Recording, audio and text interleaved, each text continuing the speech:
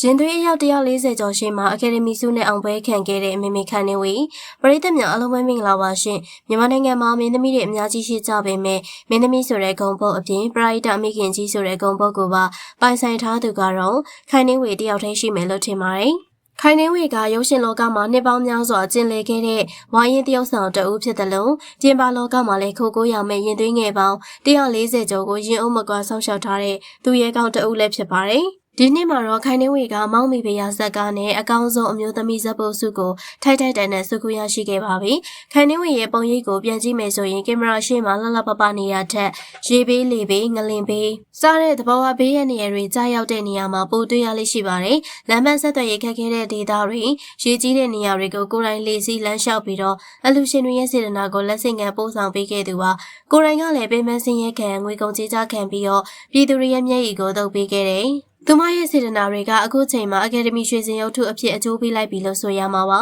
အကယ်ဒမီဆုရရှိပြီးရဲ့နောက်မှာတော့ခိုင်နေဝေဟာဟိုတယ်ကြီးတွေမှာပါတီပွဲကျင်းပတာမျိုးမလုပ်ခဲ့ပါဘူး။သူမရဲ့ခြေလမ်းတွေကသူမအမျက်တနိုးတီထောင်ထားတဲ့ခိုင်နေဝေရင်သွေးလေးများဂေဟာစီကိုဥတီခဲ့ပါတယ်။ဂေဟာမှာရှိတဲ့သားသမီး140ကျော်ရှိမှအကယ်ဒမီဆုကြီးကိုကင်မြောက်ပြီးတော့ခမ်းနားစွာအောင်ပွဲခံခဲ့ရပါ။ကလေးတွေကလည်းမေမေခိုင်ဆုရပြီးမေမေခိုင်အောင်မြင်ပြီးဆိုပြီးတော့ဝိုင်းဝန်းလက်ခုပ်တီခုံပေါက်ပျော်ရွှင်နေကြတဲ့မြင်ကွင်းကကြည့်မိတဲ့သူတိုင်းရဲ့မျက်ရည်အဝိုင်းသားဖြစ်စေခဲ့ပါတယ်။ကလေးတွေရဲ့မျက်လုံးထဲမှာသူတို့ရဲ့မိကကဘာပေါ်မှာအတော်ဆုံးအလှဆုံးဆိုတဲ့ဂုဏ်ယူမှုတွေကိုအတိုင်းသားမြင်တွေ့ရပါတယ်။ဒီနေရာမှာအလုံးကိုယဉ်ထိစေခဲ့တာကတော့ခိုင်နေဝေရဲ့ဖွေးဟဝင်ခတ်ချက်ပဲဖြစ်ပါတယ်။အနုပညာရှင်တိုင်းကအကယ်ဒမီဆုလိုချင်ကြတာကိုယ့်ရဲ့ဂုဏ်အတွက်ကိုယ့်ရဲ့အောင်မြင်မှုအတွက်ဖြစ်လိမ့်ရှိပါတယ်။ဒါပေမဲ့ခိုင်နေဝေကတော့ကျမဒီဆုကိုလိုချင်ခဲ့တာကိုယ့်အတွက်မဟုတ်ပါဘူး။ကျမရဲ့သားသမီးတွေအတွက်ပါလို့ပြောကြားခဲ့ပါတယ်။သူမဆက်ပြောပြတာကတော့ဂေဟာကကလေးတွေဟာမိဘမဲ့တွေဖြစ်ကြတဲ့အတွက်ကြီးပြင်းလာတဲ့အခါမှာသူများတွေကြားမှာမျက်နှာငယ်ရမှာကိုသူမကအစိုးရိမ်ဆုံးပါပဲ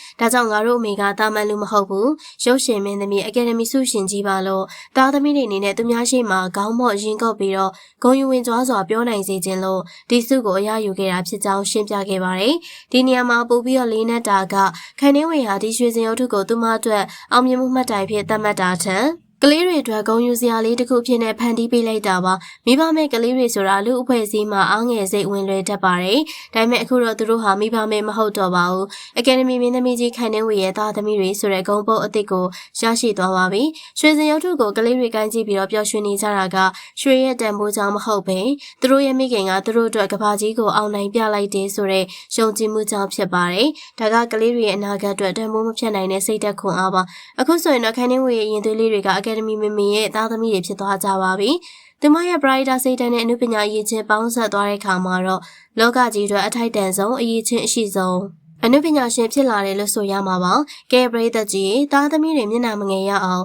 အကယ်ဒမီဆုကိုစူးစမ်းယူပြီးတော့ကေဟာမှာအောင်ပွဲခံခဲ့တဲ့မေမေခိုင်နေဝေရဲ့မြတ်တာပေါ်မှာဘယ်လိုမြင်ကြလဲ။ Brighter မိခင်ကြီးအတွက်အကုန်ပြုစကားလေးတွေကိုမှတ်ချက်မှာရေးပေးခဲ့ပါအောင်နော်။ကြည့်ရှုပေးရတဲ့အတွက်အားလုံးကိုကျေးဇူးတင်ပါတယ်ရှင်။